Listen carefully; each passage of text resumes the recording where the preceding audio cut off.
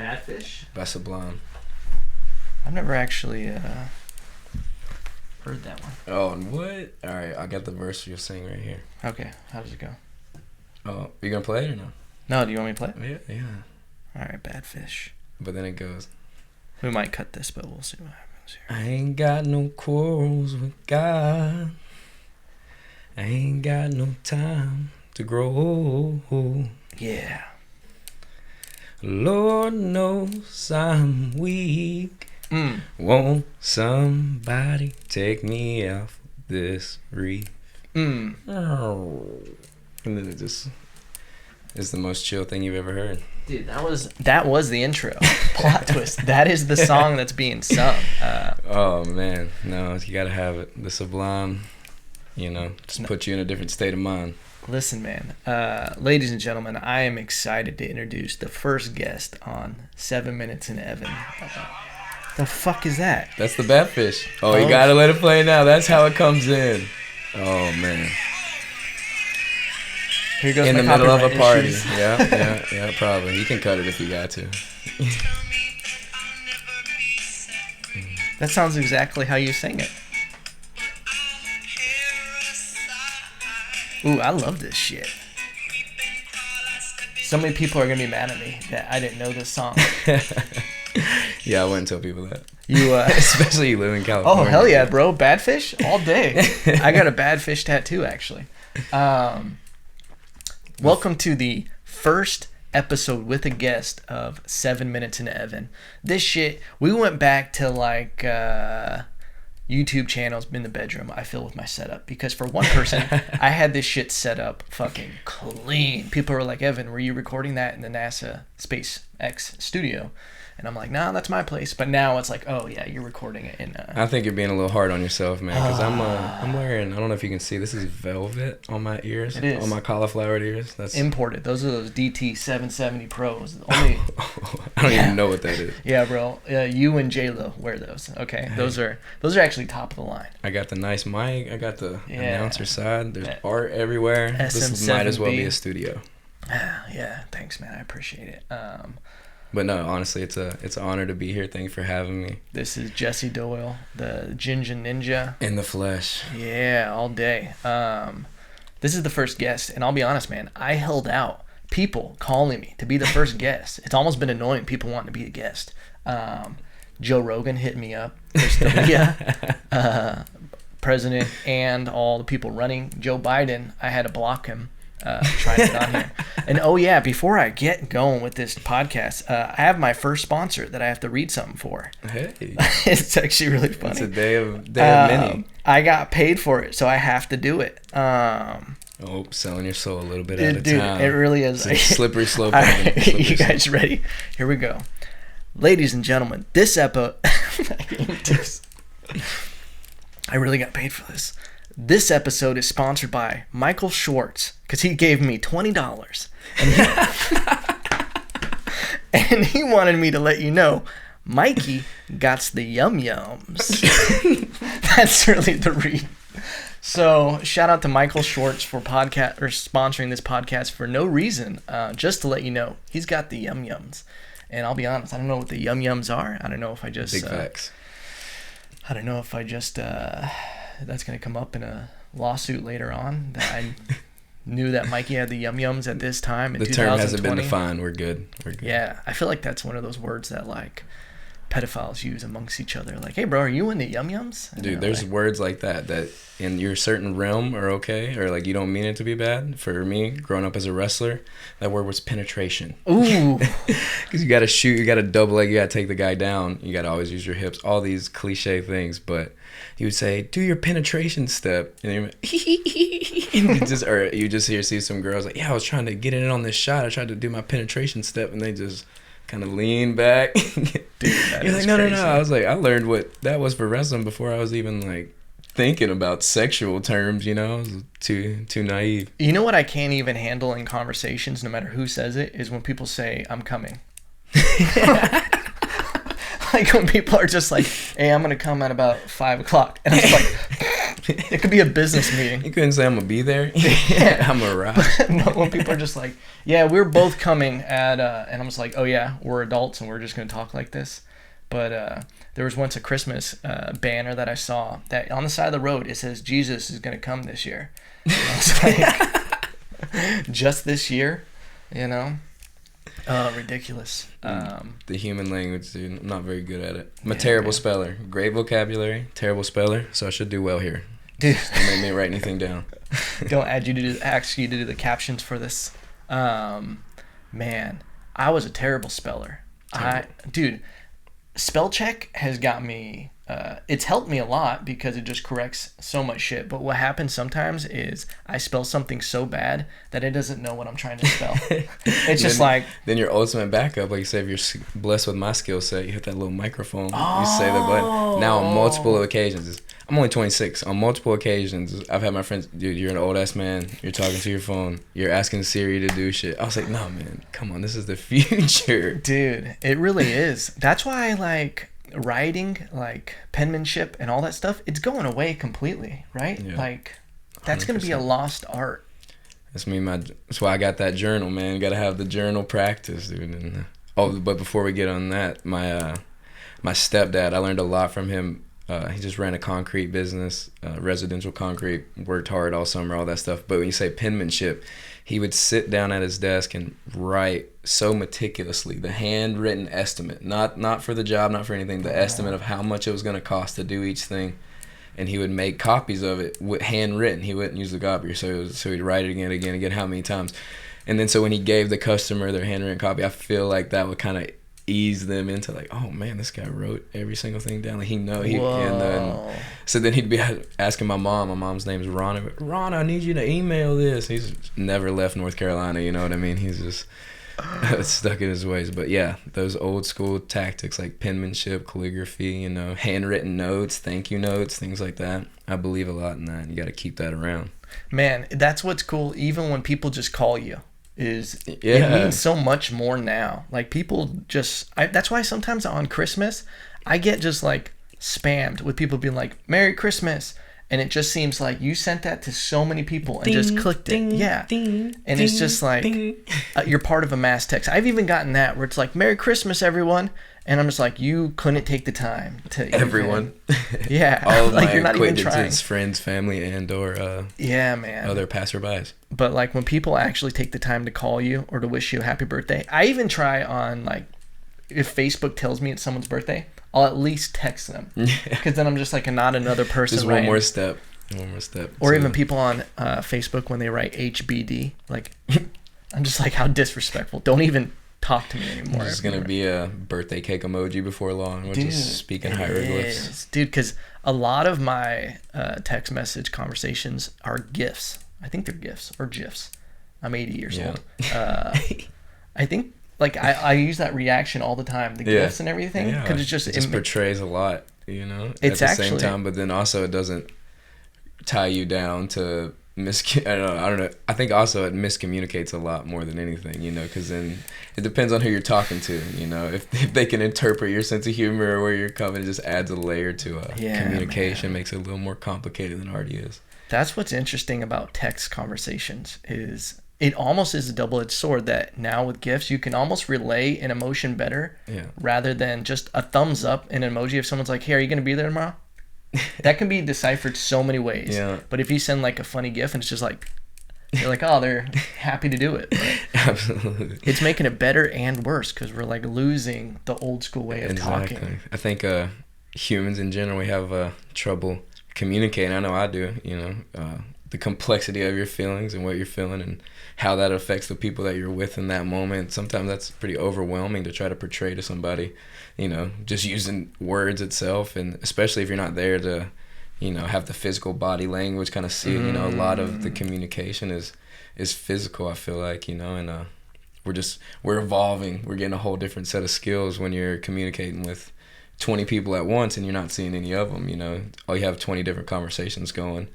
Yeah. And, I want to like keep going down this rabbit hole, but I feel like I have to introduce you because This is Jesse. I thought I was here. I thought I had arrived. Yeah, you are here. But people are like, who the fuck is this philosopher on the podcast right now? No, I'm not that smart. I just... No, you are a modern day Play-Doh, or minus the touching little kids. No, Play-Doh, like Playdough. Because he's malleable. Bars. That was it right there. We met on a whim when I was living in Huntington Beach. Hey, there are no whims. That's true. See? Play-Doh right here. Fisher Price right here. We met by fate in the universe at HBUTC. Shout out to Huntington Beach Ultimate Training Center. Home. Yeah. And I was living there, and I was like, I want to do jiu-jitsu. I didn't really want to do just a jiu-jitsu gym, so it was the Ultimate Training Center because it has everything. MMA. Is there a boxing class there? Oh, yeah, kickboxing, Muay Thai, jiu-jitsu, kids class, cardio, boot camp. Yeah, you guys the Ultimate Training Center. Jesse is out there training little savages in the kids class. Hey, shout out to my team of ninjas. Yeah, man. But when I met you, I instantly knew. There's been a few people in my life, and I'm like, dude, this is going to be a lifelong friend. Because you were just so respectful, and like, and not even like a fake respect of like, oh, I'm in a business setting, but it was just like, I could like watch you. I watch people from a distance, and I observe how they interact with other people, and when they don't think anybody's watching them, but I'm fucking there. And I could see, and I was like, dude, this dude is a good person. Thank you, man. That actually gives me chills saying that. Of course, man. The best compliment I think you can give somebody is and a good person. And we just like hit it off, and I remember even when I moved away, we always stayed in contact, and wrote love letters on Instagram. And we ended up filming videos together. Yeah, dude, you made me look good in the highlight videos. The Ginga Ninja put out all my content, the best pictures I've ever had taken. Oh, shit. Shout out Organic Originals, baby. Dude, and that's my favorite kind of work. When I and that's where I get inspired the most to do videos, is when it's like, I'm not doing it for like a job that someone hired me for, but more of, I'm just like, I want to create something with this person and find a way just to do it. That's one of our highest viewed videos. You want to see that video, go to hbutc.com. Check out the kids program. Check out me. The Organic Originals production that makes us all look damn good. It's just cleaned up. It's professional. And you get to see my little team of ninjas. Hey, we're about it every day. And I always thought that was dope. And that's like what I like to do with filmmaking, like as an artist.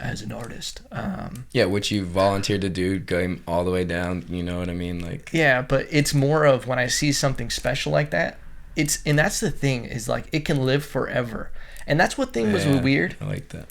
Is when I've had clients and people I film stuff to me, and I don't remember if you said this, but I've had people like tell me they were crying while watching it, or like tears in their eyes. And then that's when I realized how powerful it can be for someone when they get that of themselves, when they get someone's perspective. Because like that's the one thing that I think separates me from like other filmmakers, is like when I work with someone, I try to find something like the magic in it, like what is unique to that moment, and showcase that in the video. And so like I think I'm able to do that, and I think that was one cool thing that we got from filming with you guys and your class, was like how special the relationship you have with the kids that you work with. I think you captured that in a way I've never seen done, for sure. And it was just so important, because it's like, man, little kids is like, if they can learn to defend themselves, like it's literally the most important age. I think the age that you're working with, if you don't know, he works at HBUTC, and he works with the kids class, and he has like these anti-bullying classes and everything like that. And it's like you're empowering kids to be able to stand up for themselves and to know they're not helpless, and to deal with bullying. Like maybe I'll put in the video a link to it, and in the podcast notes to the video we filmed, because it really was so cool to see just you teaching these kids, and you seeing them go through the growth of them not being able to stand up for themselves, and not being able to open their mouth. Like I remember when you would do like these mock bowling sessions, and you would just beat up the little kids. No. We're the same belt, okay? I think the role play is huge, man, because just like anything, you have to practice it before you do it in real life. And even if that's just opening your mouth, raising your voice for the first time ever, saying, hey, stop. Or, hey, please stop. Leave me alone. You know, we try to get these power phrases that are literally. Are you trying to bully me? Shelby and I always say that to each other. Like, dude, we mess with each other. Hey, that's the golden thing. You got somebody bothering you right now, anything. Like, I tell them, you just come to, hey, you trying to bully me, man? And they have to. You put them in the ultimatum. It's got to be yes or it's got to be no. You know what I mean? That's what the Gracie system teaches. You know, Hinder and those guys, they're great thing. They're doing all the Gracie bully proof classes, and I take a lot from those guys. They're just doing great things. But you put them in an ultimatum. Are you trying to bully me? Yes or no? Right? If you say yes, you're trying to bully me, then I'm ready to defend myself, and I let you know I'm not scared of you. First of all, I'm not scared of you. Right? Please, if you're listening, teach this to your kids. At least role play it at least once. Right? If they say, hey, no, I'm not trying to bully you, then say, hey, well, I don't like it when you do this, or I don't like it when you put your hands on me, but leave me alone. You know, I'm asking you to leave me alone. And it's just kind of showing that you're going to stand up for yourself, that you're not a target, you know, that when you're not trained, it's the old cliche is the person who knows how to defend themselves will never have to do it. You know what I mean? And the kid that doesn't know how to defend himself, this kid is going to need it the most. And I think it comes down to not the act of defending themselves. It comes down to the way a martial artist carries himself, the way a martial artist speaks to somebody, the way somebody who's trained has that confidence because they've been through hard times, they've felt pain, they've done this, they've done X amount of things that comes with training, you know, and that makes you navigate life a little differently. Instead of having maybe your shoulders slumped forward, maybe you're a little, you can't make eye contact with people, you know, things like that. And it just kind of singles you out into being a target, I think, a lot of times. Yeah, I think that one is huge. And if you guys don't know, Jesse is a jiu-jitsu purple belt. Yeah, purple belt, 4-stripe purple belt. Jiu-jitsu has been my life right now for the last, going on 5 years. Little backstory on me. Grew up in North Carolina, good old North Carolina, Trinity, North Carolina. Raise up. Raise up. So take your shirt off, swing it around your head like a helicopter. That song for you is my song, Palm Down. It's like the same thing. But go on, you're in North Carolina. Yeah, man. Small town, grew up in a small town. My dad passed away when I was young, 6 years old, so it was just my mom, really. Stepdad came in the picture around maybe like 9, 10. But I was already kind of, I'm the man of the house, kind of singular. Was super overweight as a kid too, man. I'm blessed to be. Hell yeah. Hell yeah, child obesity. There we go. I was overweight too as a little kid. I went through a fat phase. But through long story short, played football at 13. Couldn't make the weight limit before that ever. So like Little League football had like the 100-pound, 120-pound weight limit. Even there was a weight limit that you just couldn't run the ball. So if you're like 120, if you're over 120 to like 150, you could just be a lineman. But I weighed like 180. I couldn't even get in the league. So I played 1 year, and then they told me, hey, if you want to be good at football, you need to wrestle. And my English teacher, Miss Frank, she made me wrestle. Her son was the heavyweight on the high school team. So I started wrestling, and after that, I was like, man, this is the thing for me. And then I met the man I attribute to changing my whole life, Carlos Torres. And he's my mentor, my father figure in a lot of ways at 13, and he was the one that was responsible for that catalyst, that change in me of how you carry yourself, how you act, how you how people are seeing you, you know what I mean? And it all talks about how you talk to yourself. He taught me how to talk to myself in a positive way, in a strong way. Led me to be a pretty successful wrestler, 2-time state champ in North Carolina, high school All-American like 8 times, like runner-up a couple of times. I took second in the nation a few times, but that's all high school stuff. It's pretty big. Was lucky to go to the Olympic Training Center right out of high school and train for about a year and a half with the 2012 team that went to London. As a resident athlete, I wasn't on the Olympic team at all, but I was just privileged to go there and train full-time with those guys. After that, I went to Iowa State University to wrestle under Coach Kevin Jackson, who's Olympic world champ. So had such a great wrestling career, man. I couldn't be more thankful for it, and I owe it all to Carlos Torres for starting that journey for me. And after Iowa State, ran into a lot of injury problems, man. Got diagnosed I needed a hip replacement, and had a lot of concussions. Had a whole new normal of things, and we can get into it later if you want, but I couldn't read or anything like that. I just started wearing glasses. Had concussions. Vestibular problems with my eyes. And then that kind of just led me to coming out to California, where I was actually, fate, like you said, driving home in the middle of the night, coming back from Iowa State to North Carolina for the summer. I didn't know what I was going to do. And a good friend of mine, Danny Way, where he called me. And I was literally midnight, just hit the North Carolina line. I'll never forget it. And the phone rings. I was like, oh, what's up, man? How's it going? He said, hey, you won't believe this, but I put out an ad on the California Wrestling Forum about coaching wrestling for the summer. And I got 25 replies the first day from all the way from, north all the way down to San Diego. He's like, I found this one in Huntington Beach in exchange for room and board to run the wrestling program. And that got us there. I said, I'll be there, man. I called my mom. She's like, you're not even home yet. You got to come. She made me stay home for a week. And then I said, I'm going out there. My best friend, Skylar Hicks, he came with me. Started an MMA career out here. I fought 4 times, 3-1 as a amateur MMA. Fuck yeah. Then, that's I had concussion problems in wrestling, and then I come out to California. What am I going to do? Oh, I'm going to fight some people. Let me go get hit in the head. Yeah, as soon as I just, start feeling better, I went through all the specialists, got fixed. Then went back down the road of concussions, was like, that's not the road. And then jiu-jitsu's been full-time, really found my home with teaching the kids.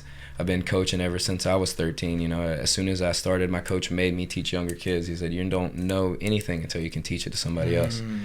And so that constant mentorship of me learning, turning around, learn it so well because I know in 1 hour I'm going to have to teach it to somebody. Yeah. And it's just been a beautiful thing, man. I owe my whole life to martial arts. I hear you talk about how boxing's changed your life and how it continues to be a part of your practice. And it's just something I'll say till the end of time. Everyone at least deserves to step into a gym and try it out. Oh yeah, man. That is huge, and that's so awesome, man. That's why I coached boxing, not as much to where it was like I made that connection with boxers. It was more of I was just running the gym because the head trainer wasn't there. Yeah. But with swimming, I coached high school kids, and that was a huge thing where I could see the impact it was having on their life, and that I was giving them tools for their life. Yeah, absolutely, man. And it came from boxing, was a quote by Customato that fear is like a fire, that it can either cook your food or it can burn your house down. Amen, man. And it was like a huge thing. They eventually turned it into a joke where Evan would just say everything was fire because I would just be like, hey, I always had quotes like that about fire. Yeah. But it's so true. If you don't, especially if you come from a hard life where you had your father pass away at a young age and I had my brother pass away at a young age. Yeah. It's people who don't go through hard things, everybody goes through them eventually. And if you have it, then by perspective, you're going to think things are a struggle. But sometimes when you do go through those really hard things that are kind of life altering, where you're just oh, no one else around me, at least you think that, is dealing with something like this. It creates almost a dark energy or just a dark cloud over you. Absolutely. And that dark cloud is giving you, just like the sun gives you energy, the dark cloud is giving you a certain kind of energy that needs to come out. Oh, man. Ooh. Bars give me chills. But it's so true, man. And if you don't find an outlet for it, like wrestling or boxing, it'll consume you. It'll come out in very negative ways. Absolutely. I think I don't know if I've said this before, but I think humans exist on a spectrum. I think and some people's spectrum's pretty small, theirs is really big, and I think it's pretty simple that you can only be as good in life as your capacity to be bad, like an angel and demon. So if the same exact person has the capacity to be X amount good, but on the sliding scale has X amount the power to be bad. Some people's ability to affect the world I feel is pretty small. Other people's ability to affect the world is really big. And though, and that with that power, like you said, comes something different. Bringing it back to that dark energy, Coach Dorsey was the first one to ever tell me hey man, your dad passed away, it's all right for you to be mad about that. And I was like, what do you mean? It's cool, I got my mom, it's cool. He's like, no man, but sometime down the line you're gonna be upset, and I want you to know that it's all right, And I never thought about that, and then he channeled that, and he said, now you can go and you can blame everyone, and you can become bitter, and you can be angry, can you use that fuel? And you can see that kid whose dad's coaching him in the corner, and you can beat it, and you can say, you're not going to beat me because of that, or you're not, and you can channel that. And he just taught me to do that with so many things, to take that excuse, that reason why, and turn it into a reason why you can't, turn into a reason why you can, every time run towards that. Damn. That struggle. That's dude, that when he said that to you, or when you told me that right now, I'm that is such a good coach. I could see how that could change your life, because that is like a very wise coach who's probably gone through his own hard shit. Yeah, same grew without his father around a lot, knew him, was separated from him for a while, and just was the first one to just identify with me past age, past, like, you know, he's Hispanic, I'm white, he's past ethnicity. Just identify, I've been in your situation, and it's all right, man. Like, I'm telling you that you can still be okay. It's crazy, man, because that's one thing that when people go through hard times, the silver lining when people are dealing with shit is I'll either tell them, like, look, one day this is going to turn into wisdom, and one day you're going to be able to help people because you've experienced something like this. And you can give people perspective. And a lot of times when you were a kid, man, I bet there was a lot of people that when they found out that your dad died, they probably didn't know what to say. Yeah. Had no perspective. Dude, my favorite thing, before you ever told me it was okay to be sad, my favorite shit to ever do, I didn't mean to cut you off. No. Yeah. Be like, you're arguing in class, like, I'll whoop you, I'll beat you up. You're in like 5th grade, 3rd grade, whatever. Oh, I can fight you, da. Oh yeah, well, my brother could fight. I don't have a brother. Well, oh yeah, well, my dad could beat up your dad. Oh, my dad's dead. And I'll be like, yeah, I just love watching people just go from like talking shit to being like, oh, I fucked up, you know. That's hilarious. It's so messed up, but I remember so many times doing that. And that's pretty funny that you're able to do that. Yeah, as a little kid, like, ha, gotcha. But yeah, man, those are things that you just rationalize until you have to go back and comb over. And there's a lot of times in life, you know, where people will hold on to those traumas, those things, and they don't address them. And I think I would have been one of those people. I think that would have reared its head for me later in life, and it would have been a lot harder to deal with if I had not, you know, come to terms with, you know, that I was in the situation I was with my father, but I was so blessed, man, that not having my father around, I learned to learn from everyone. There's a great quote.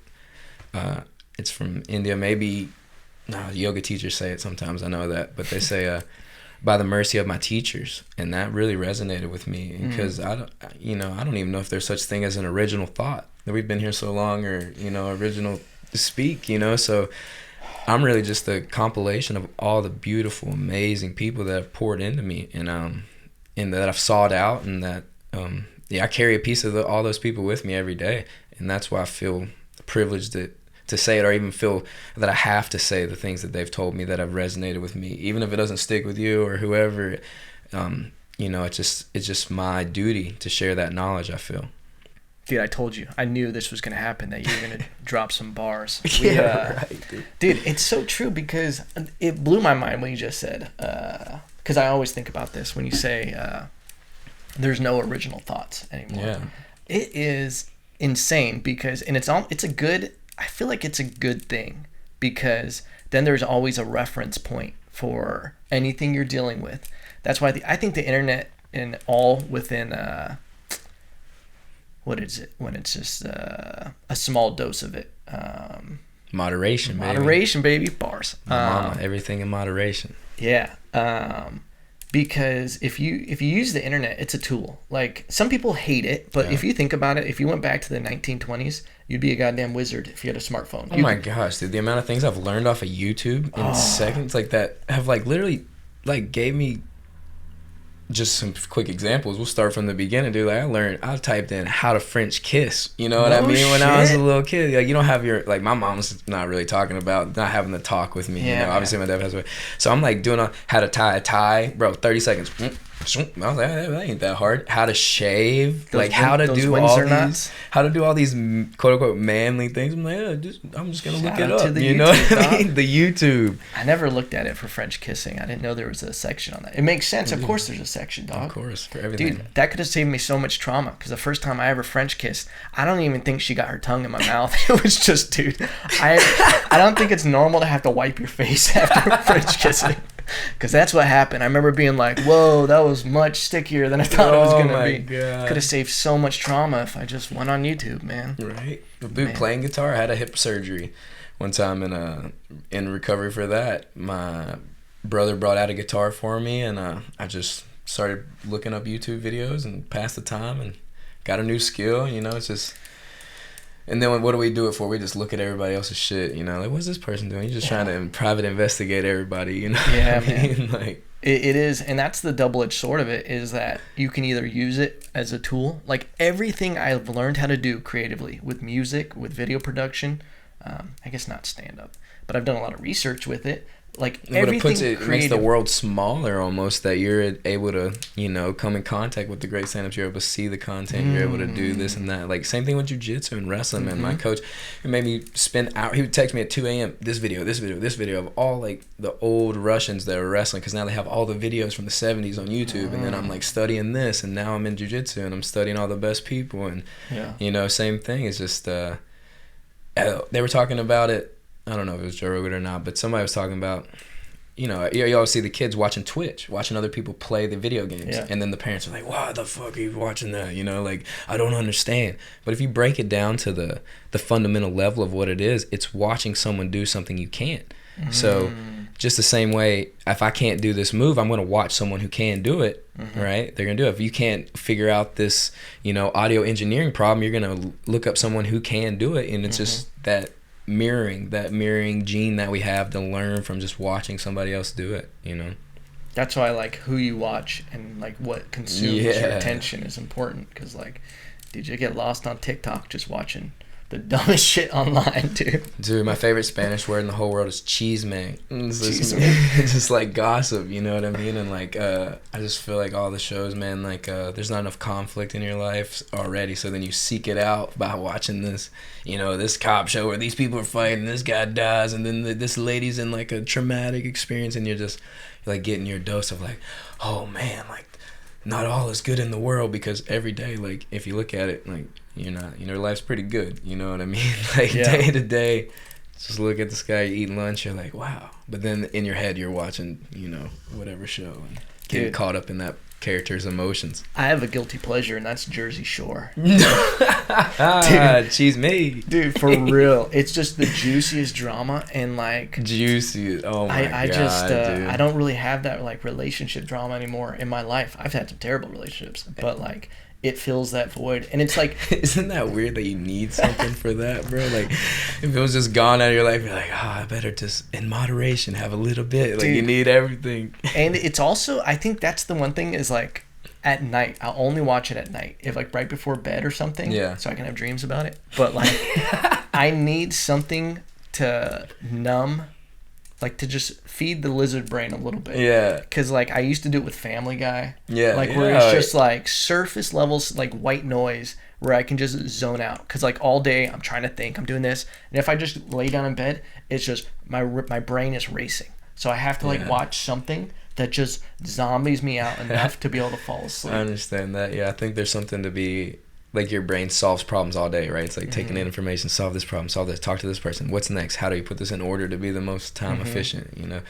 And then for me, it's cartoons, dude. I love cartoons. Really? I watch almost every cartoon. You watch Rick and Morty? Yeah, love Rick and Morty. Dude, I need to catch it. Love it. You know, streaming them as soon as they come out, you know. And Adventure Time, dude, that's my jam, dude. So my theory behind it is that as you watch these cartoons, first of all, it's in a cartoon world, so your mind's already, like, one step removed from trying to figure out who people are, what they do, what this, and give them a story. And then also, in cartoon, anything can happen. So, you know, Family Guy's talking, then the Kool-Aid Man jumps through the thing. So then it just throws your brain off. Like, it thought it knew what was going to happen. Just kind of shakes it up. Like, you're not always right, you know. Like, kind of just, like, let go in this moment. Like, let it be what it is. Quit trying to solve the problem, you know what I mean? Yeah. That's so true. Because, like, regular TV shows are so limited. So you can they're trying to, like, lead that intuition of, like, you solving the problem. Like, you know, my roommate, he watches all the, you know, Discovery Channel, like, next on Alaskan Outdoors, will he get his cabin done in time? Like, you know. He always gets it done. Yeah, you know, but in your head, you're like, I don't know, is he going to chop the wood this way? Is he going to do that? Yeah. Your brain, like, already, before you even thought of it, I was like, oh, man, yeah, he'll probably get it done. But then you're like, I'm just going to watch and make sure. I better make sure this man builds his cabin like I think he's going to build it. Dude, I love those outdoor shows. I get, like, those are my thing. Like, Life Below Zero. Like, dude. It's something that I think that's why I've been trying to get a lot better at going fishing and doing things outdoors. Yeah. Because after a while, you get numb. If you, like, just go on your phone, you go to work, you go on your phone, you're on YouTube, you start thinking life is better for everybody else, and then you're also not really experiencing life. It's like diet life, you know? There's I'm a big fan of journaling. I always write these little quotes in. I feel like I'm giving myself advice for the future sometimes. And the one of them that I've come back to a lot is don't wait to work. You know, sometimes we get off work and then we're just like, I gotta make sure I'm not tired to go back to work, or you know, or like, you know, even you on the weekend you're like, well, I haven't had any time off, so I better just lay around, you know, because now I need to wait to work on Monday, you know. And but yeah, dude, don't do that. Don't wait to work. What's that quote? Live to work. I mean, work to live, don't live to work. Yeah, man. I think people get lost in that. There's a lot of like, it's weird because I work for myself and you work for basically yourself. I think you're outside of the rat race for sure. And it's like, I think there's a lot of pressure with that. And also, definitely. I feel like it's more gratifying that you're seeing direct results and you're getting the gratification of like, you created something. And I think you get that working with kids and everything. Absolutely. Like, and then the filter I always run it through is, let me ask you this, is if money didn't exist, what would your day look like? You know what I mean? And I always think about that. I freak out about it sometimes when my days are too structured or this or that. I feel like I'm just trying to make rent. But a lot of times I think I do pretty good about that. If money wasn't a thing, man, I'd wake up, you know, relatively early and just hang out around the house for an hour and drink coffee or stretch, get in the sunshine. I like to get in the sunshine right away.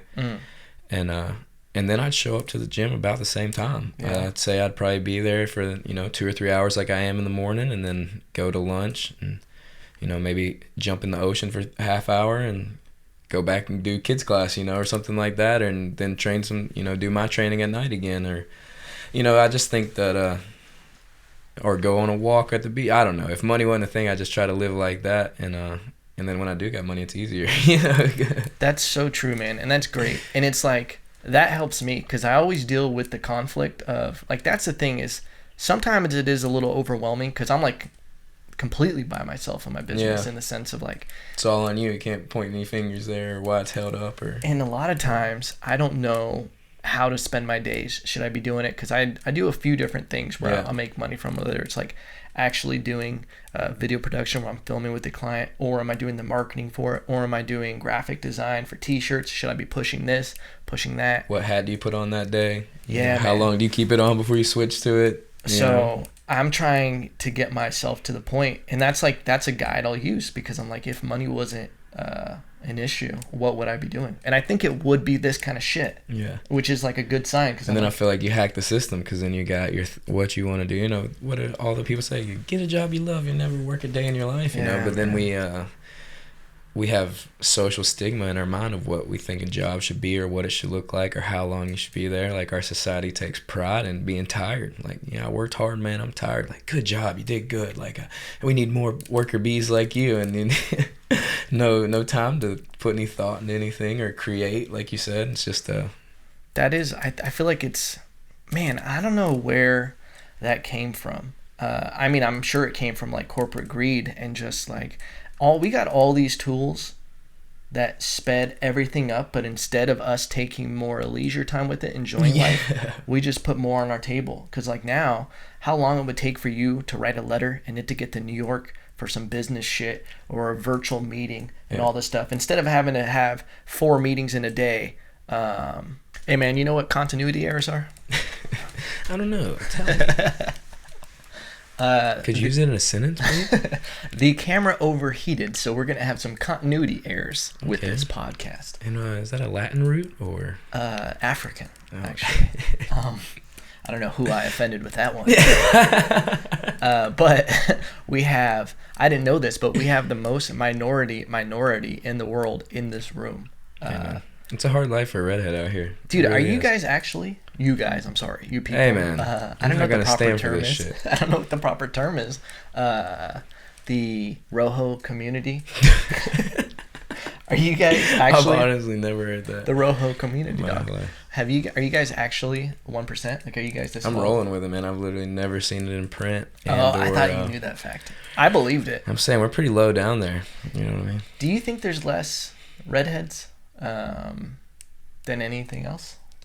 They say it's like hard for redheads to reproduce, because if you're both, you have to have like the passive redhead gene and gets dominated by everything else, unless you're pure blooded like me. Man. But then I'm not. Both parents redhead? No. My dad was redheaded. But then I don't know what happened to me because I'm not pale and I don't have freckles really, and I can get tan. And I don't know where the hell that happened. But dude, you're a hybrid. I just call myself King of the Gingers. So the Ginger Ninja. Ginger Ninja. When did that name originate? Dude, Rampage Jackson gave me that name. Shut the fuck up. Really?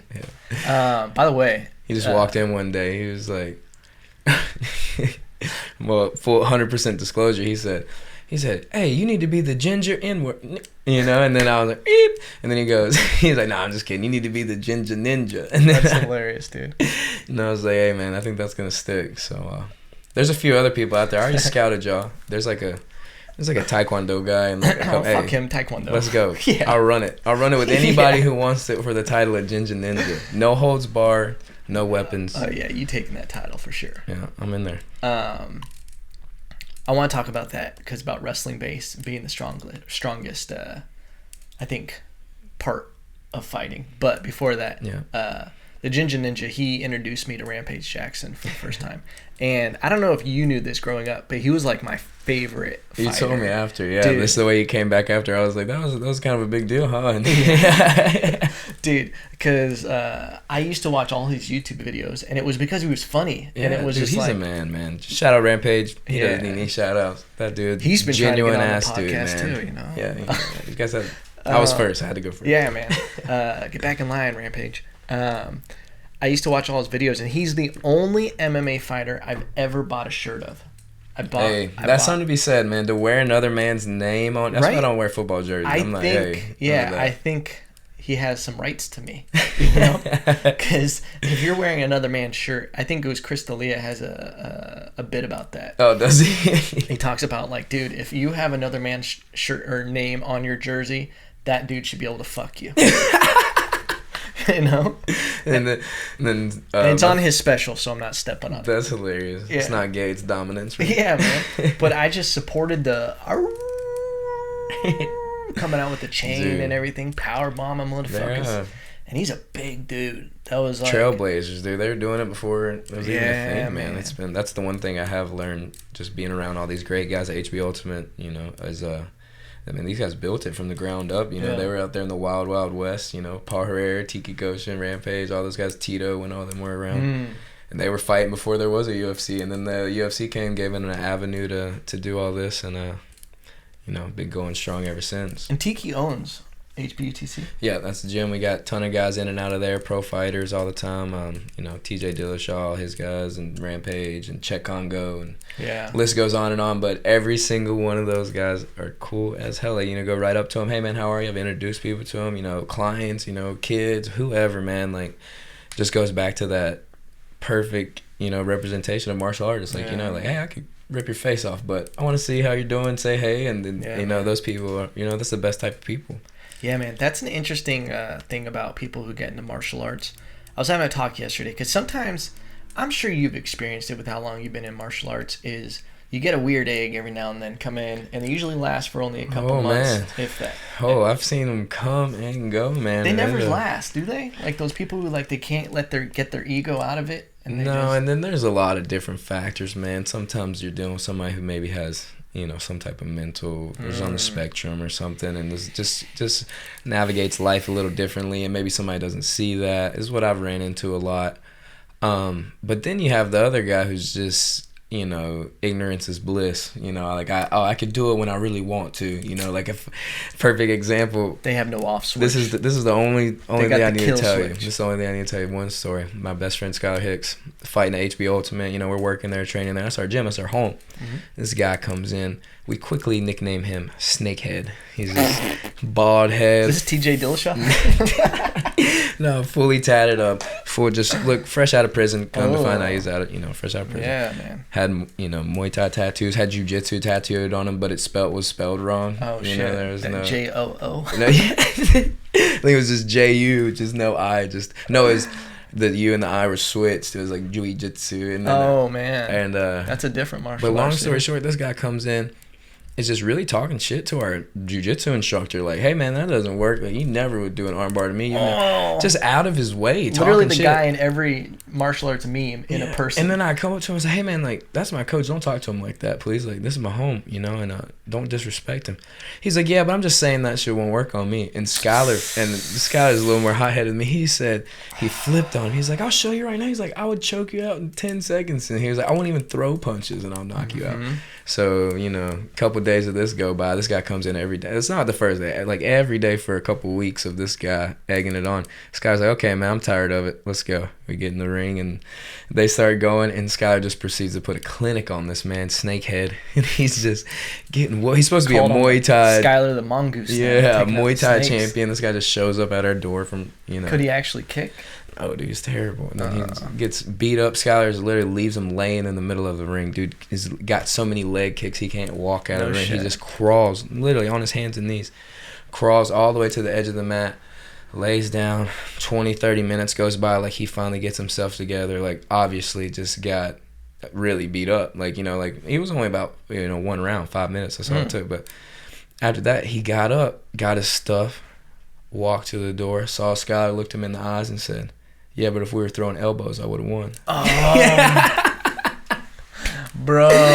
Like, and what point do you think that, you know, it's just all how you frame it, man, all what you know, it's all just mental, you know. It's like some people, the wildest thing. There ain't no helping them, you know what I mean? But then on the flip side, you'll see a lot of people, man, that might be a little bit on the bully side or a little bit on the, like, dominant side, like just pushing people around. Then they'll come in there and get their ass kicked, or come in there and realize, like, hey, I don't know it all, and this guy does know it, and then he helped me learn it. And then you see them almost get empowered, and then through that empowerment, you know, I feel like they learn to be a better person. Like, hey, I'm not weak, I don't need to step on everybody, I don't need to prove my dominance. Like, yeah, I got this empower, I know who I am, a little more solid in yourself, you know. It's kind of, that's the thing, is like, I think the people who don't know how to fight are the most dangerous people in bars. Oh, dude, that guy, that was me, dude. I would fight people before I knew how to fight. You know what I mean? Like, no, you're not in bars. No. I should just say you're like a little kid. As a little kid, yeah, I was just like trying to. What were you doing in bars, Jesse? Yeah, exactly.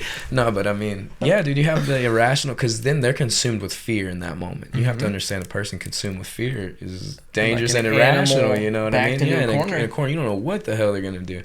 So if they don't have a way out of that situation, they could act pretty crazy. They just go for that swing, man, and they just like, oh shit, here we go. Yeah, no, but that's, and then I very rarely ever run into that, man. Like, I don't train anybody who's like, oh man, I kicked this dude's ass at the bar this weekend, or like, man, or even like on the flip side, like, man, this guy tried to fight me, and then I jumped on his back, choked him out, like. Because if you're training, you know that shit's not acceptable, you know what I mean? Like, we don't do that. You're not going to do that, man. Like, if someone's going to fight you, like, okay, bud, like, you're going to get an assault charge. This is 2020, bro. We ain't fighting in the streets. Man. Like, especially in California, dude. Like, hey, in North Carolina, Trinity, North Carolina.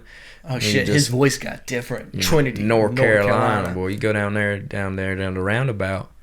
Down there at the cul-de-sac. Oh, shit. No. We pull up about 10, 15 deep. Oh, shit. 2 of them boys jump out the truck. Fisticuffs, boots on. Only one man coming out. And after that, you shake his hand. And you buy him a goddamn beer. All right? And y'all squash that shit.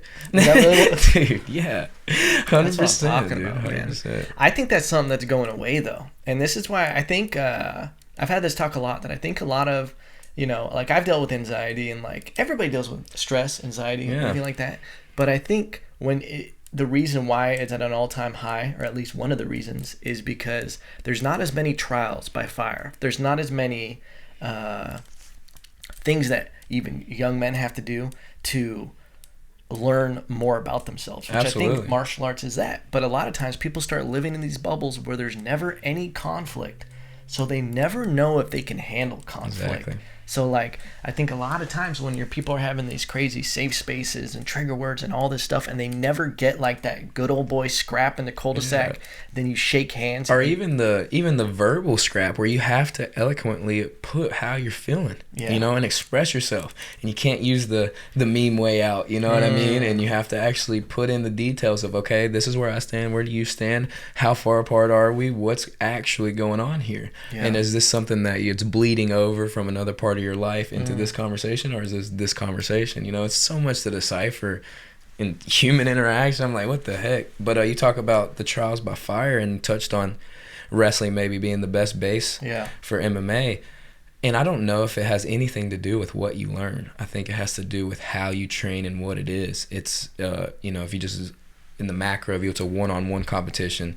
You know, you train hard for it. There's caloric restriction. You're losing weight. You're putting yourself in hot rooms, you know, and you're testing yourself physically and mentally daily, day in, day out, day in, day out. You don't want to do it. You got to do it. You don't want to do it. You got to do it, you know, and that builds a character, like you said, and that process of just refining yourself of like, you know, I used to wake up at the Olympic Training Center, and some days I still do this shit, and just go through my checklist like, damn, am I hurt? Like, just look over my body like, damn, I'm not hurt. Like, am I sick? Please be sick. I don't want to go. Like, nah, I'm not really sick. Like, I'm like, damn, is there anything I can do? Like, nah, Jesse, you better just go, you know? And then you just get that inner dialogue where you're just like, you know, it's okay to have that doubt, but as long as you show up, getting there, the hardest part, you know, you just got to show up and train. That's been one thing that definitely I think grappling and wrestling is like the number one, like just from an objective, like what controls, like rock, paper, scissors. Yeah. Wrestling is is the rock, paper, scissors of everything that always wins. But I think what is like the unsung hero of that wrestling is the mindset of how hard the practices are. I'm saying you treat that like a fight, man. From the time you're in middle school, you say, hey, this is a fight. You're going to go out there. It's a game. You got to have two different sides. You got to have the game. It's playful. You score points. You have techniques. Then you got to have the mental, the fight that whenever I tell my fighters and stuff, like, you got to have the switch, you know, and when you know, Rampage's a perfect example. You talk to him, I'll talk about, he said, I'm not Rampage all the time. You can't be Rampage all the time. He said, I'm Quentin. He was like, most of the time I'm Quentin, dude. Like, I only turn that thing on when I need to get paid. You know what I mean? Yeah. And that, I think that everybody has that. And like I said, you exist on a spectrum. We talk about that dark energy, talk about, you know, being a good person versus a bad person. I think your actions dictate it, but I think you can take those demons and make them work for you. You know what I mean? Like, I flip that switch and I feel, you know, all the bad things, all the hate, all the things I have, and now we have to use that. We called upon that for power. Now we're gonna have to use it for something. You know what I mean? And then sometimes it's the flip side. Sometimes it's just the love for life. Just I'm enjoying this. I can't wait to get better. The Ginga Ninja? What's that? The love for life. A little bit, man. I think it's a little bit of being able to do both. You know, like and read the situation. Like, there's times where you can't try to get anything out of the martial, you know what I mean? You can't, sometimes you act like it owes you something, like, oh, I should do this, it should get me money, it should get me fame, it can get me recognition, like, and you use that as avenue, when in reality you need to shut the fuck up and humble yourself and be like, hey man, this has been around and this is way bigger than I ever can be or will be. So it's my job, like you said, to be the mercy of my teachers. It's just I'm only here because somebody helped me, and then if I help somebody else in any capacity, whether it's a move or a whatever it is, I think random side story, but this one time I remember the day I learned empathy, the day I learned to be a good person. I swear, I was on a merry-go-round, like 5-6 years old, dude, like got slung. I'm saying the big kids were swinging. I'm holding on, grips fingers are going. Didn't it have that Ginga Ninja grip yet? No, yeah, dude, it's too chunky, too bottom heavy.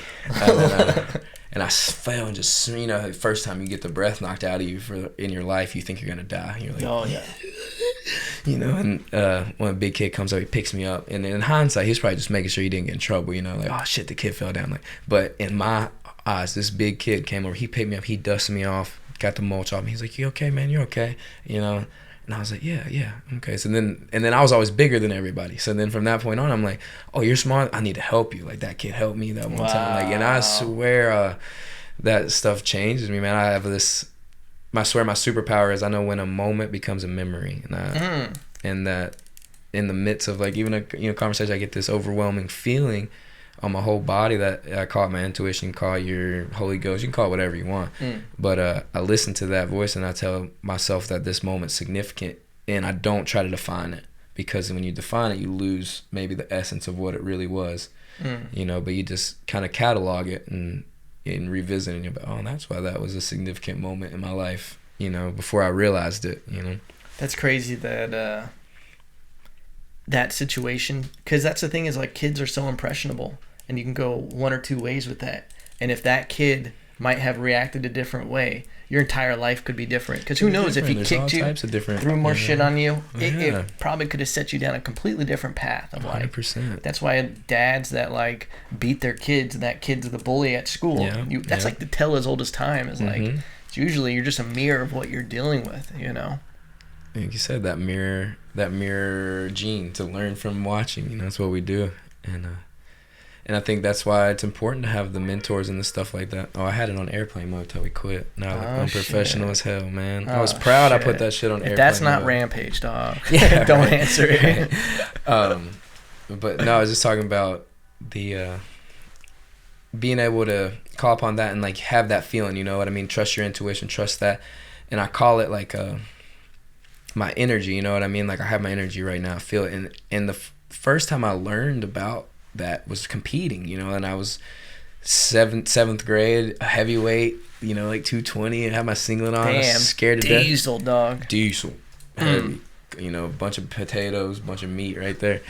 But yeah, I was scared my boobs were gonna fall out of my singlet, man. I was nervous as hell and walking around the middle school and got my headphones in. My match is next, and then I've never like not been a big prayer, and so I went to church and stuff as a kid, but just kind of everybody made me.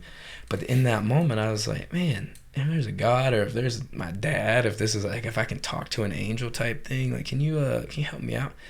Swear on everything. I felt a hand on my back, you know, and then I just get my feeling, and I call that my feeling, like this. The tingles, kind of like chills, people, you know, whatever it is, and then from then on out, every time before I wrestle, I made sure I had that feeling, and that was like the first year I had wrestled. I figured that out, you know, and then I met Coach Torres. And he was the first one that acknowledged that. I was like, man, I get this feeling. Like, my mind changes. Like, I know I'm just this kid, you know. I know I'm just this fat, but I feel different when I go. And he was like, and he used to tell me this first thing that he told me that changed my life. Before I even knew him very good, he said, listen, Jesse. We weren't even good friends yet. He was just coach of the high school team. He was like, when you come in here, you better act like the fucking champ. He said, from the minute you walk in the room and put your shoes on, he's like, I don't want you acting like a 7th grader. You better act like you already won the state championship. Damn. And I was like, damn, for real? I was like, but it's just like, won't I be cocky? Won't I be that? He's like, no, you're going to be teaching yourself how to do it. You know, it's like, it's a way to be cocky and arrogant and you'll fuck it up. But if you're genuinely believe in yourself, and that's what goes back to what I tell the fighters, you know, when you flip that switch, when you become Rampage's queen, I didn't tell Rampage that obviously, but the guys I'm fucking coaching, like trying to get to that level, man, the historic level, tell them you got to flip that switch and you got to call upon it. And it doesn't have to make sense, right? Your confidence doesn't have to be justified. You can't go into the cage or the mat or anything and say, oh, I'm pretty good, but I'm only, you know, 120th out of 500 or something. Yeah, I'm the fucking best, man. Like, you're not going to touch me. In that moment, you have to brainwash yourself. And I think that's what Coach Torres helped me with. I know that's what Mike Tyson talks with Customato did to him. Like, I literally brainwashed me that to believe I could be the best. I could be a champion, that and rewrite all those, you know, traumatic stories that you could tell yourself. Like you said, that the kid pushed me down on the playground, this kid threw dirt. And like, I've had that shit happen, but those have been stomped out because of the self-talk that's been taught to me, you know, by the mercy of my teachers. You know? It's so important. Like, it's something that people don't do enough. I always think intrusive thoughts in the, like, I don't always think them. What's so funny? Intrusive thoughts, like, I just think about, like, just, I don't know, picture someone with their underwear on or something. Like, I don't know what intrusive, you might have to define that one. Like, intrusive thoughts is that little voice in your head telling you can't do it. Oh, yeah, that's like some doubt. Yeah. And I think people, they're not as strict, because, like, I'm the kind of person, and this is something that I reshaped with my head, is if someone tells me I can't do something, I'm like, well, now it's my life mission to show you that I'm going to do this, because no one's going to tell me I can't do something. But there's another side of it where that little voice in your head, if you have doubt with it, I wasn't as strict with it because I thought it was myself talking to myself. And it was starting to be a negative thing. So I had to start replacing those intrusive thoughts with something positive, and just realize that doubt meant that it was like, what is it, like your id, your ego, there's like all the separate parts of your brain, and like usually the ego's trying to protect you, and I always would like start defining it. It's like, no, it's just a defense mechanism by my own brain trying to stop me from taking this chance, because being uncomfortable to this part of my brain is dangerous, and means we're venturing out into the dark forest. Uncomfortable. Uncomfortable is the key word, I think, there. Yeah, man. And people don't want to get out of that. And that's all a good thing, you know. Like you say, cultivating the internet to work for you. I try to like, you know, I try to limit the booty pics on Instagram and stuff like that. But They're intrusive. Those are intrusive pictures, dog. But then every, you know, between the cheeks, every time you'll see maybe a good quote or something, you know, in between pictures, you know. But one of the quotes I saw was like, "You're not your thoughts," you know. And just because you're thinking a certain way, or just because you're caught in a certain mindset, doesn't mean you are that thing. You know what I mean? And being able to step outside yourself and just realize, you know, that we're just human. We don't even know why we're here. Nobody knows. If somebody knows why we're on Earth, somebody tell me, dude, because this is a tale as old as time. No one knows how we got here. No one knows where we're going, you know. Elon Musk might. You know, I tell you something right now? I'm an alien. I just want to get it out. My roommate, Bill Terrio, 74 years old. Shout out. Best massage therapist in the world. Worked for USC for 19 years. Been to so many Olympics. He was the mascot at the Olympics. He's worked on Usain Bolt. He's worked on all these guys. Great, awesome dude. But anyway, this is his life mission. He says he's here to make people feel good. He's here to help people experience life better, because when you're happy, you live life better, you know. And then he said, when I make you happy, I make myself stronger. And now he has this. He's a chief. Okay, and this is his tribe, the Fakawi tribe. And he says, if you don't know where you come from, all right. Here, this is the whole thing. I'll introduce or indoctrinate, I should say, the whole audience. First, answer this question. Does anyone on Earth, true or false, know where we came from? Does someone on Earth know where we came from, true or false? Without a shadow of a doubt, know where we came from. False. Nobody knows without a shadow. We got theories, we got percentages, we got chance, probability. I'm a science guy, I get that. But nobody knows hard fact where we came from. No one knows, true or false, where we're going. False. Or true. True. Or true or false. No one on this earth knows where we're going. True. Right? True. So if we don't know where we came from. I wasn't good in school. And we don't know where we're going. Okay. You don't know where you came from. And you don't know where you're going. Then where the fuck are we? The Fakawi tribe, baby. That's what my boy Bill Terrio. That's so funny. So you're all part of the Fakawi tribe. So now when you go up to people and they want to talk to you about how they know how the world was created, or how it's gonna end, or this fucking coronavirus we're gonna take this shit out, whatever. You put a Mexican accent on that coronavirus. No. But then you just say, hey man, you don't know where you're going, you don't know where you came from, and so I don't know where the fuck we are. You know, where the fuck are we? I thought. I know the Fakawi Indian joke, and then I was like, let me see how he's presenting right now. Is there a joke for it? That's the first time I've ever heard it. It's this tribe that they got lost in the desert, and they didn't know where they were. Really? So they were just the Fakawi. Where the fuck are we? Well, this guy owns that to the T. I'm saying my man has business cards. It says Chief Fakawi. His email address is Chief Fakawi. Damn. He branded it. Hey, making people feel good. Look him up on YouTube. He also was on America's Got Talent, dude. They kind of screwed him. You know, the big movie producers. He goes through all these things. He's massaging and dancing at the same time. That's his thing. America's Got Talent. So he goes on there. He's massaging. He's dancing. Gets through all the rounds. Like kicking it with what's her name? Tyra Banks. Tyra Banks. Like backstage, whatever. They're like, okay, you're going up next. Tyra's gonna be your person that you massage. Then they go out there and they switch it. And then it becomes Howie Mandel. And I don't know if people know, but Howie Mandel is like a huge germaphobe. Like he won't even shake hands with people. Like he doesn't hug. He doesn't do anything. So he gets in the chair. Bill starts massaging him. He's dancing around. You know, the crowd's like, you know, getting into it a little bit. He's like, who wants to see Howie in the chair? He gets the whole crowd hype, gets him in the chair. As soon as he starts massaging him, he's like, stop. He starts freaking out. He's like, hit my buzzer. And he gets, after like 10 or 15 seconds. But it's just like, you know, TV play. You know, got to make it that little bit of cheese made, a little bit of drama in the America's Got Talent. But it was a cool experience.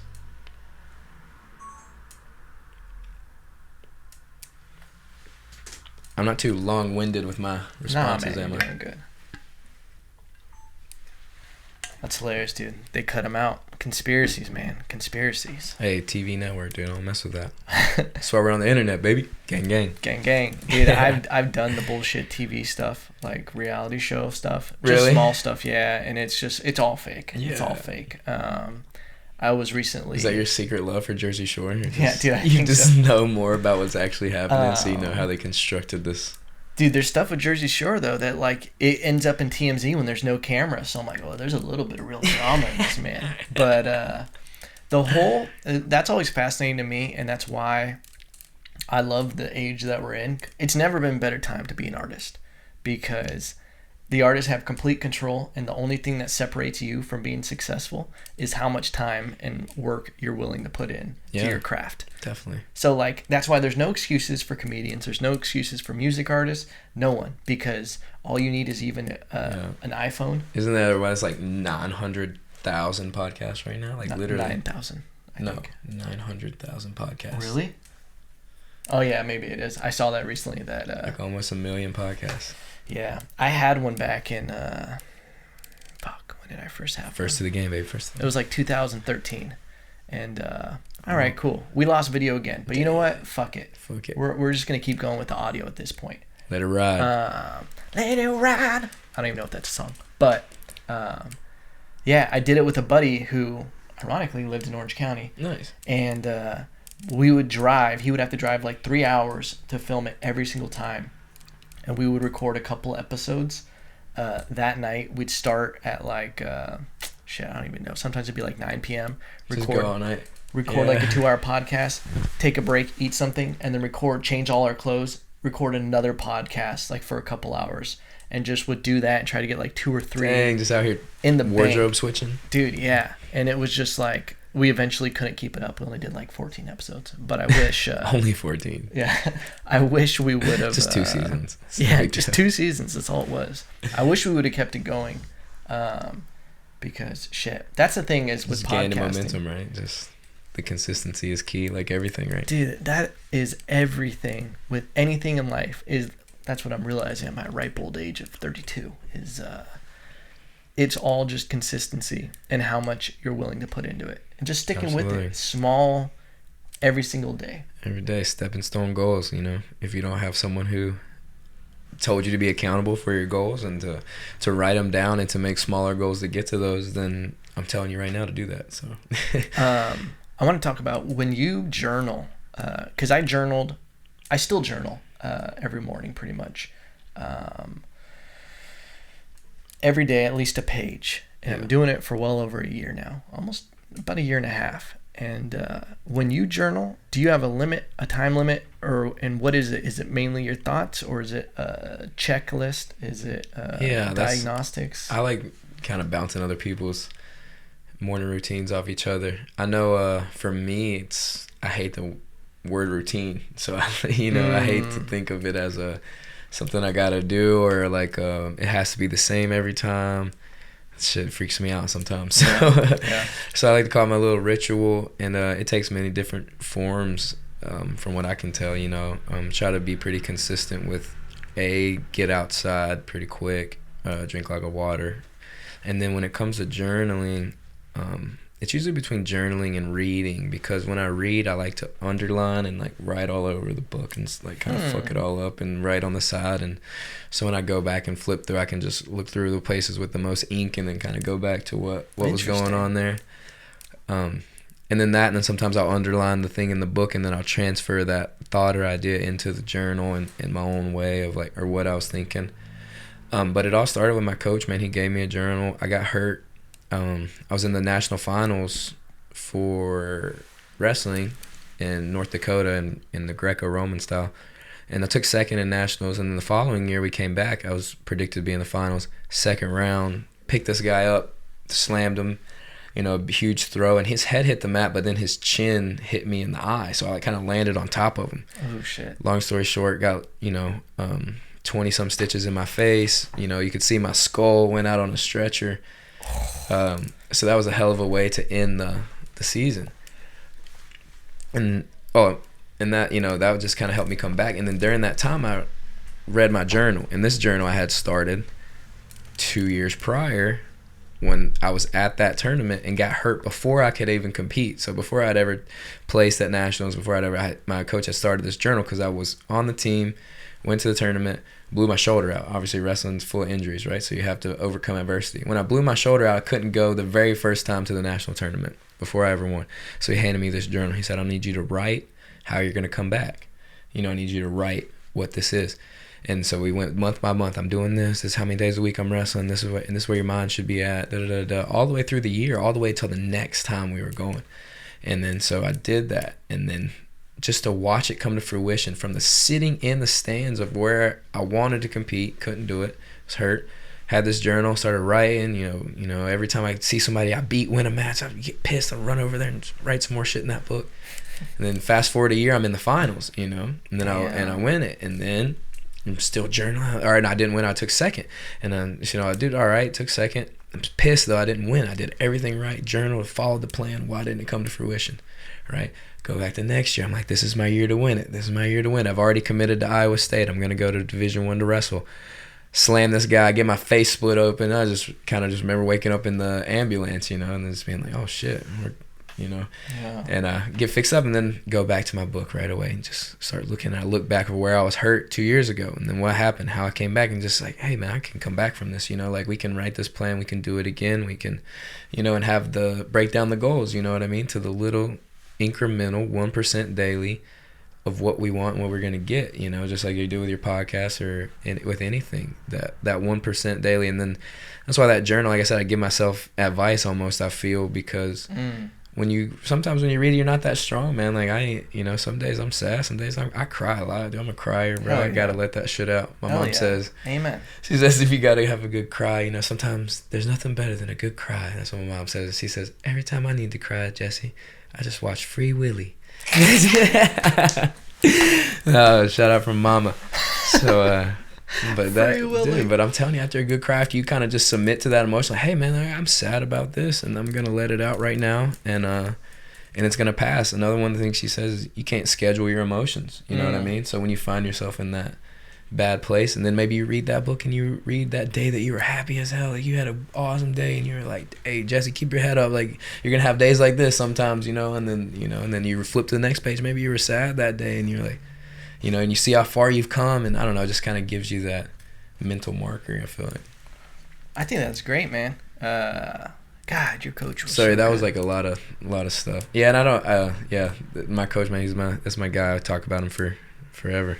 Yeah, man. I think you're going to be that coach for a lot of people as they get older. Even with me, I got to tell you, dude, you're one of the reasons that I kept seeking out jiu-jitsu even after. It's because... It made me so happy to see you still training up here. A little 10th Planet Ventura. Shout out. I see them guys training. Good stuff. Because you put... Even if it was... Maybe you saw potential, but you made me feel like I did have a lot of potential with it. And you just... Even like... I'm sure you're like that with everybody. I know, it made me feel special. But no, you can pick it out of people. That having someone who was so successful at it and everything was like, you kept being like, dude, how quick you picked that up, everything, blah, blah, blah. It made me be like, I think I might have some with this. Let me keep training. Yeah. And then, and then I had to go through the brutal ego bruising of when you join a gym and just get manhandled. When you're the first guy, dude, you're the new guy. Yeah, man. You haven't made yourself into like where people roll light with you and do technique. They're like, oh, this guy's challenging my man. It's mostly the white belts though. Like most of the time the upper belts, they'll dismantle you, but they'll do it so nicely. You know what I mean? Yeah. Like they'll catch you in a choke, and then if you don't know that you're getting choked, they'll just slowly increase the pressure till you realize that you're caught in a death trap. Like, oh, shit, get me out. Whereas the white belt's like, now's my chance to do it to someone else. Dude. They just go for broke. Yeah, that's something I experienced. And what's kind of crazy is I joined this gym when they were opening up. So it was all just white belts. But like, there was a lot of bigger dudes. Like they call this the 10 Planet Giants because... We have so many over 200 dudes that are just giant. Holy shit. Even like, we got one dude who's like 300 and like he's been doing jiu-jitsu for a while. But they're just big dudes, and there's like a lot of like wrestling type dudes, military guys. Yeah. And it's just, it was rough in the beginning. But it's been nice getting to the point now where I've been there for almost a couple years. I think I'm going on there. And finally being in the driver's seat of... when new people come in, just like, hello. And then but then it's like also you're an ambassador of that, you know, like I'm very nice. Yeah, you have to be nice, but then at the same time you can't let that person get a false sense of what this is, you know.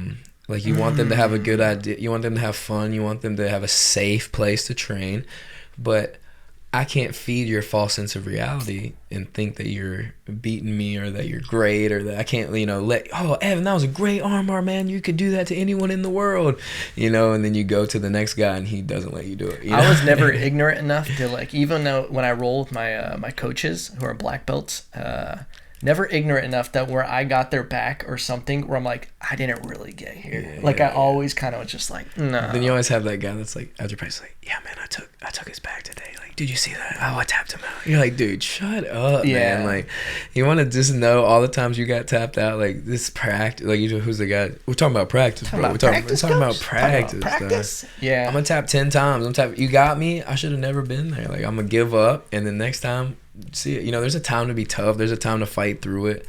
But ain't nobody getting paid. Ain't nothing on the line right here. You know what I mean? I want to go home and be able to eat dinner with both hands and not. Yeah.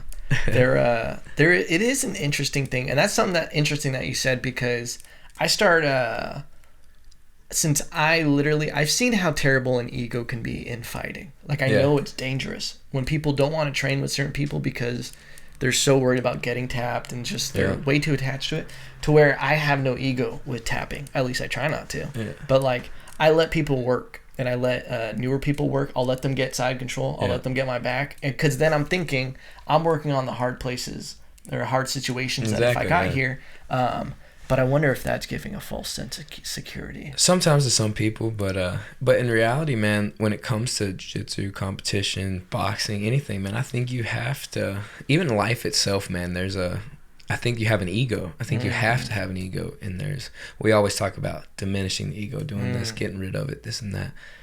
But actually a DMT trip left me with hell yeah. So a little drug talks, flip the script. But no, man, just anytime you have psychedelic experience or anything, it's stripped away from you, you know what I mean? And when I came back from the DMT on just one time in particularly, I realized that I was so thankful to be a Jesse. I was so thankful to be a human, to be in this place, and that I wasn't taking advantage of it. That's where that don't wait to work came in, you know what I mean? Let's not wait for it, you know? Yeah. And because if you're not taking advantage of this life, then what are we really doing? That's the hardest part for me though, is like what's worth doing?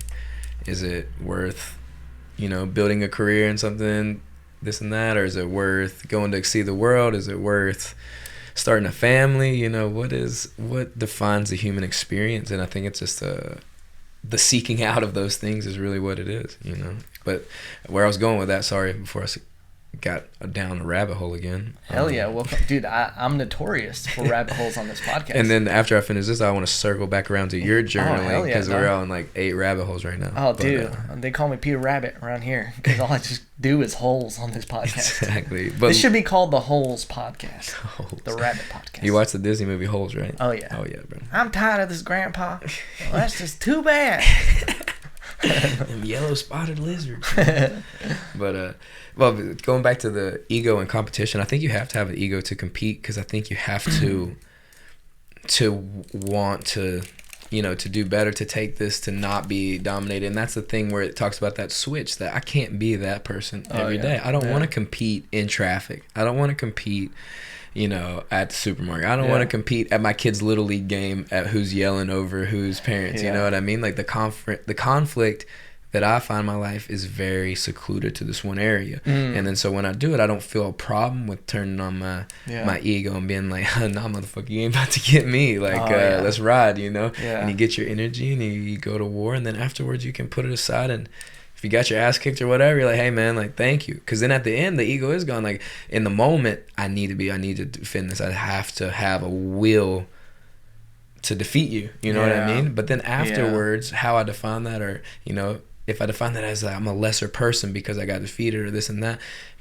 it's negative. But if you define it as, man, I had the opportunity to do what I love today, and you gave me that, because I can't do it by myself. And today I was bested, but and I love you for that, but thank you for training with me.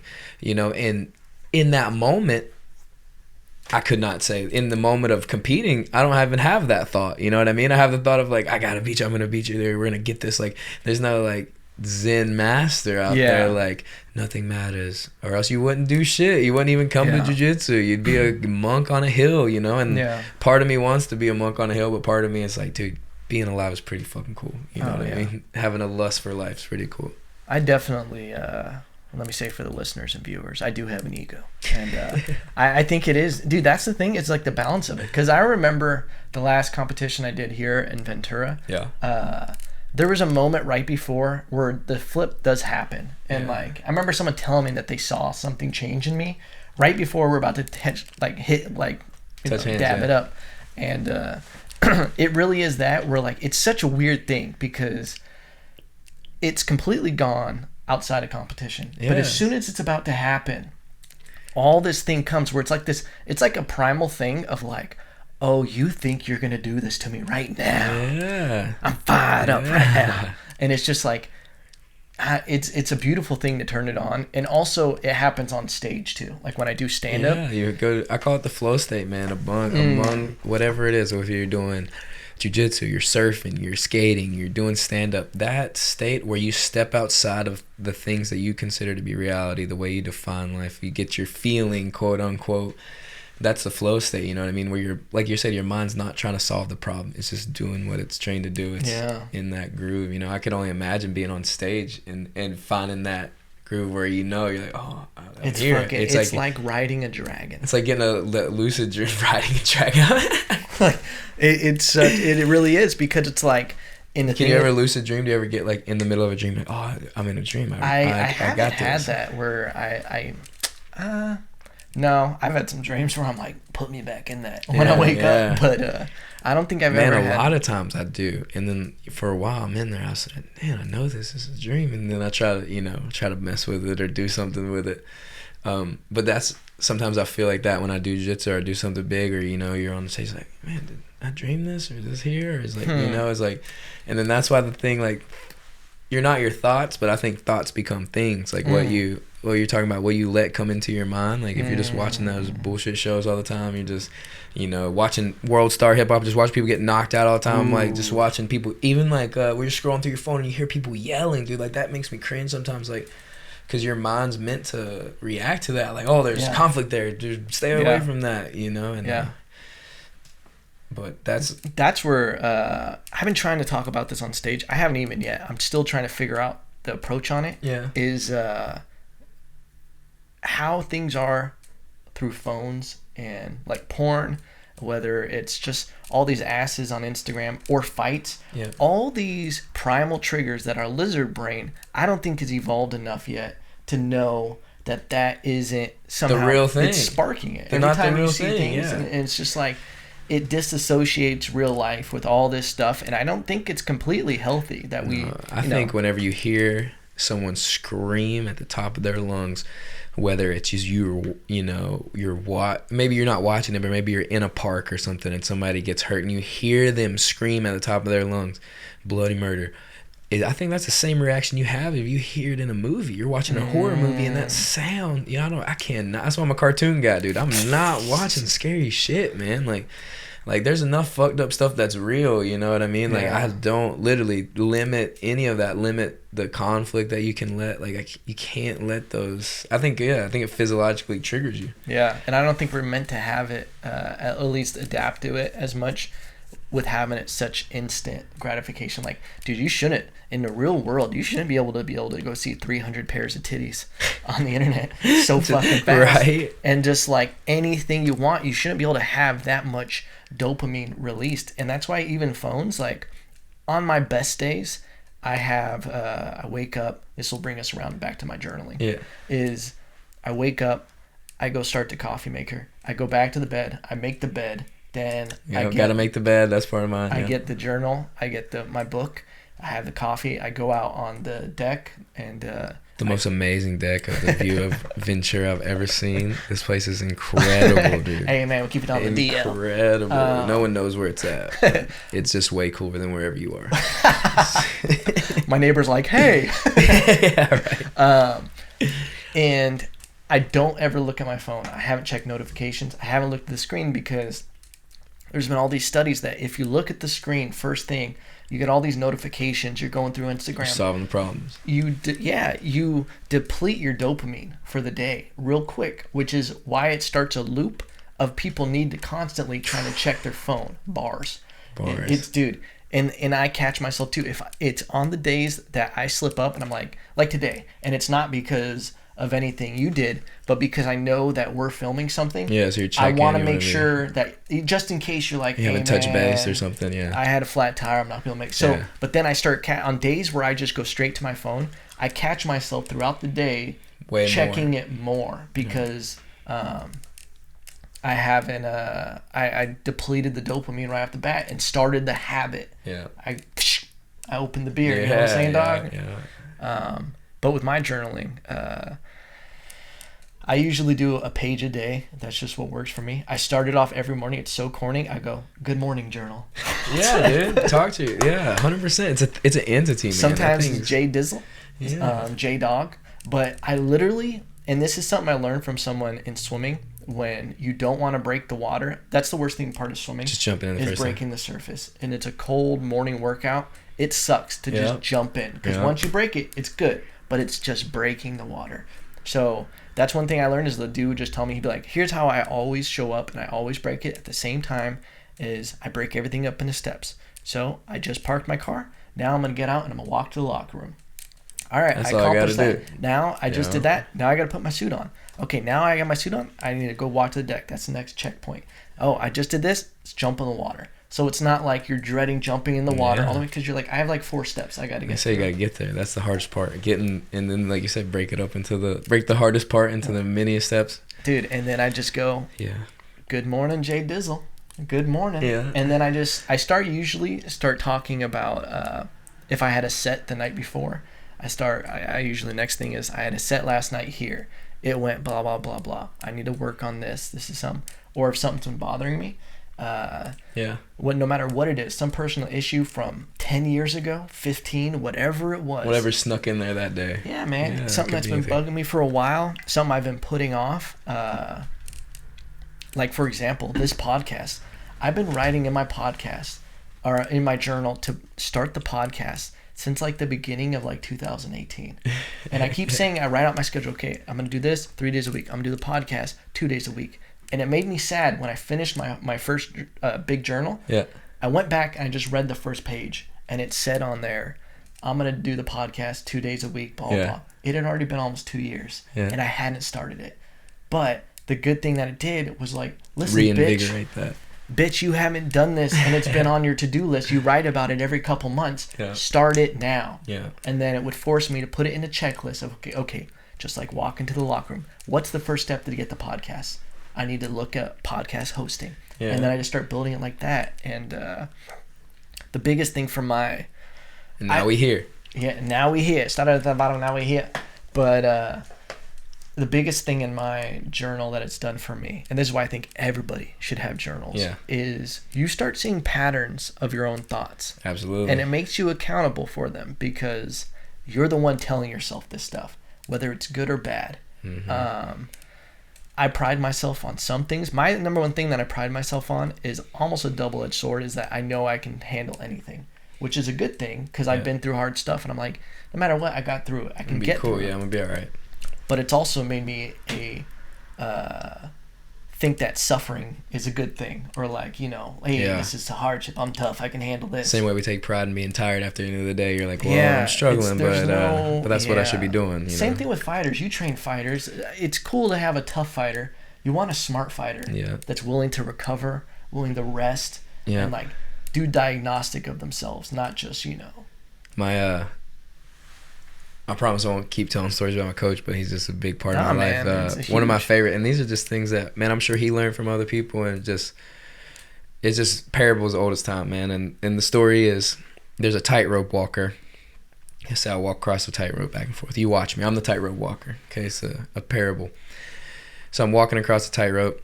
Next thing you know, you see me go across the tightrope with a wheelbarrow and go back and forth. Next time I go across, I bring full of bricks. And I brought 4 or 5, wheelbarrows full of bricks across the tightrope. So now I come up to you with an empty wheelbarrow and I say, get in the wheelbarrow. Would you get in the wheelbarrow?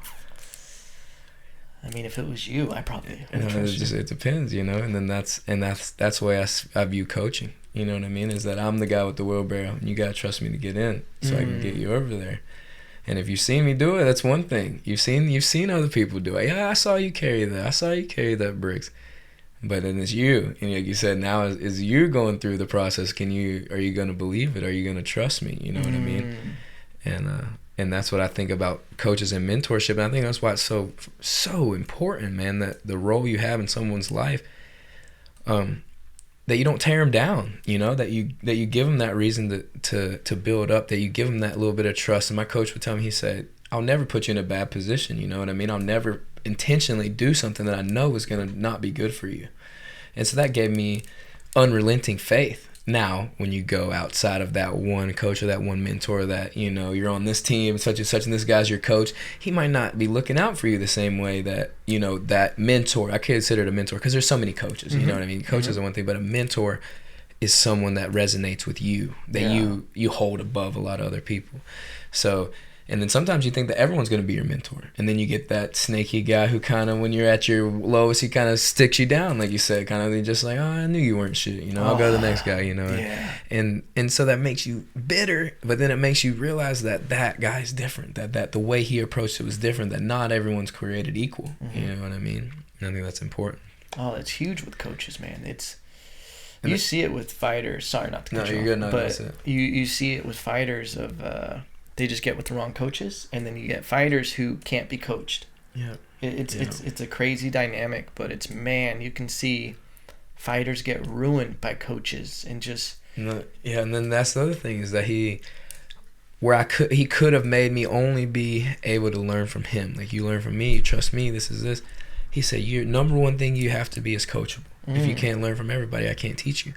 And then he says now, and the most important thing he taught me is he taught me how to think, not what to think. You know, he taught me how to think objectively, if you showed me a technique in wrestling, I can go through my mental checklist, I can try it out, I can drill it, and I come back to you with that's feasible or that's not, you know what I mean? And then I could learn it your way and understand it and maybe not choose to use it because I got the ability to decipher. And I think that carries over to ideas. I need to be able to see your idea. I need to be able to identify with you. But at the same time, if I see holes in it, I don't have to adapt that as me. And on the flip side, if I see it's a really solid argument, then I shouldn't have a problem adapting it as mine. Like, damn, my way was your way's a little better at this, my way's a little better.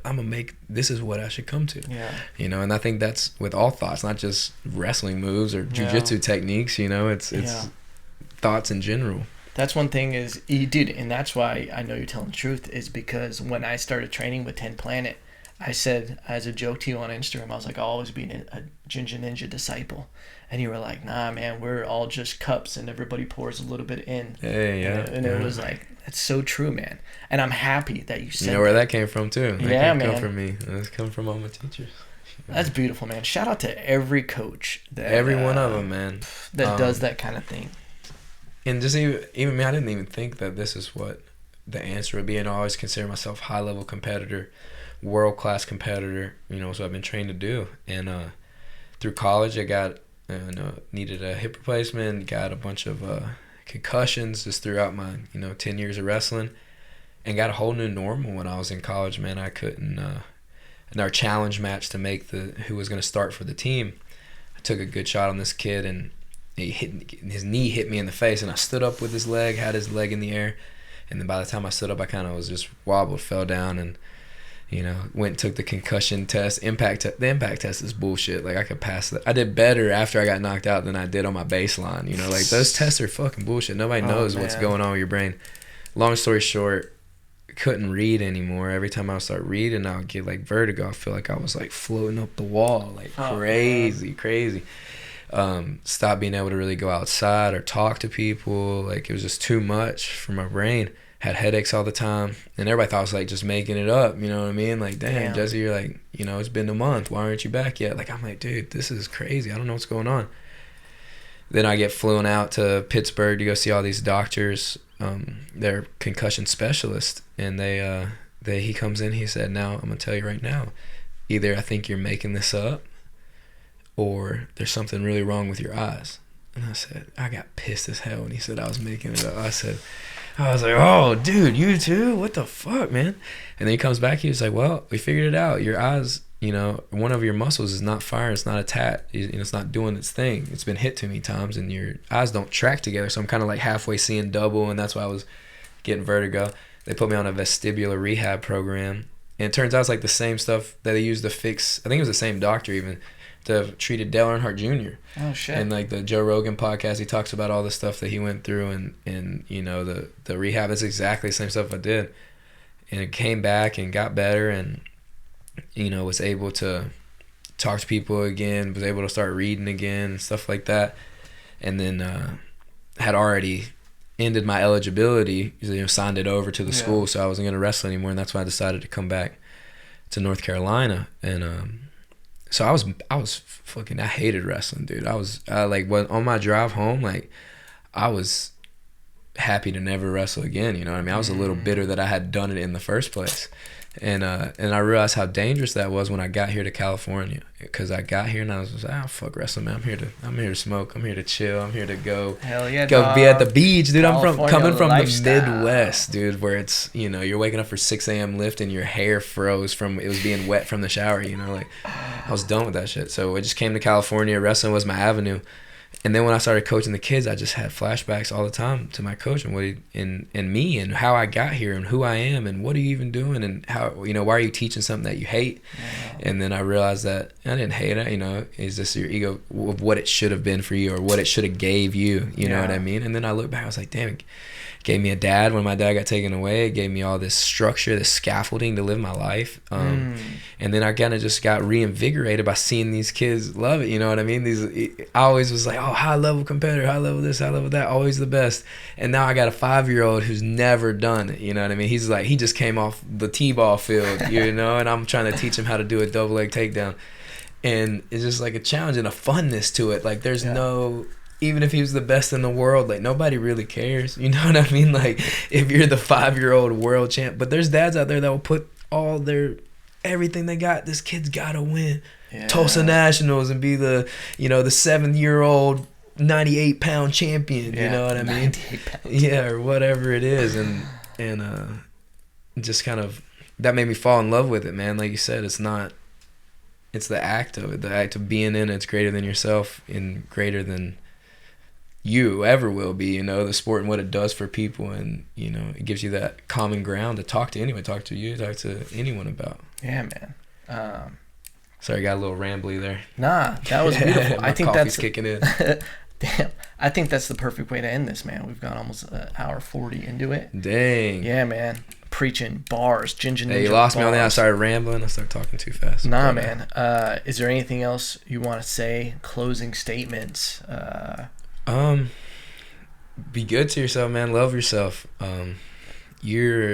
That's why the morning ritual, the stuff that you do when you're sad, man. I've been going through a lot of hard times lately. And when you're sad, the hardest thing to do is take care of yourself. You notice that? Like, it's hard to even justify eating a healthy meal or showering or fucking putting on a nice pair of clothes. You just almost waller in the sadness. You know what I mean?